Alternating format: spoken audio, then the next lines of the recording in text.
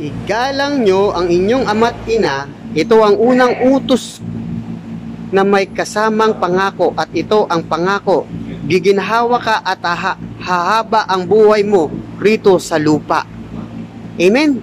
So, Efeso 6:2 hanggang 3, napakalinaw po, no? Ang kagustuhan, no? At ito po ay batas o utos ng ating mahal na Panginoong Hesukristo, na igalang po natin yung ating ama at ina. Amen po ba, mga kapatid? Kaya po please, kung may nagawa pong pagkakasala ang ating magulang, patawarin po natin sila. Kaya po please, lapitan nyo na po ang inyong magulang at patawarin at humingi po kayo ng pasensya o patawad sa kanila. Para sa ganon ay magkaroon po kayo ulit ng magandang spirit o magandang samahan sa inyong pamilya. Amen? At yan po ang kagustuhan ng ating mahal na Diyos. Magkaroon po kayo ng magandang samahan, masayang pamilya, at may punong-puno ng pag-ibig sa inyong pamilya. Amen po ba, mga kapatid?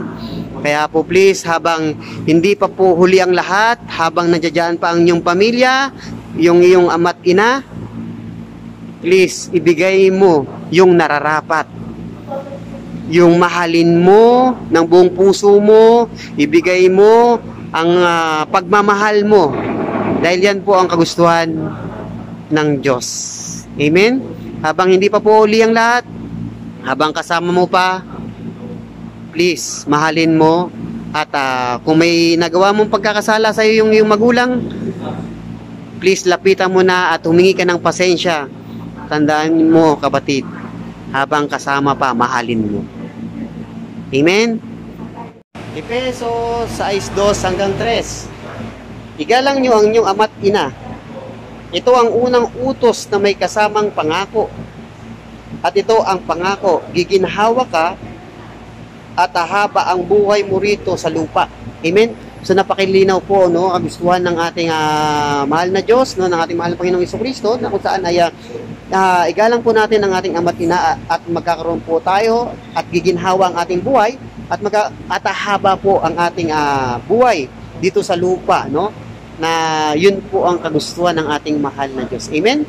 Kaya po, mga kapatid, habang hindi pa huli ang lahat, ibigay po natin yung best po natin, yung buong puso po natin na pagmamahal sa ating magulang. Amen? Para hindi po tayo magsisi sa huli. Habang kasama po natin, ibigay po natin ang pagmamahal. Magpasensya po tayo sa ating magulang kung kahit sila po ay may nagawa po na pagkakasala sa atin, hindi po yan nila kagustuhan. Kaya po please, lapitan po natin sila at humingi po tayo ng pasensya o patawad po sa kanila. Tandaan po natin, ang magulang hindi po nila kayang tiisin kayong mga anak, tayong mga anak. Kaya po please, sana ganun din po yung ating mindset. Hindi po natin sila kayang tiisin. Kaya po please, habang kasama po natin sila, ibigay po natin ang buong puso, pag-ibig at kapatawaran sa kanila. Dahil yan po ang nararapat na dapat gawin natin, at yan po ang kagustuhan ng Diyos na gawin po natin, at yan po ang gusto po natin. Para sa ganon, yung ating pamilya ay magiging isa at punong-puno ng pag-ibig at magbibigay ng respeto, at hanggang wakas ay tayo po ay masaya sa piling po nila. Amen? Sila, maraming salamat. More prayer, more power. God bless us all. Spread love.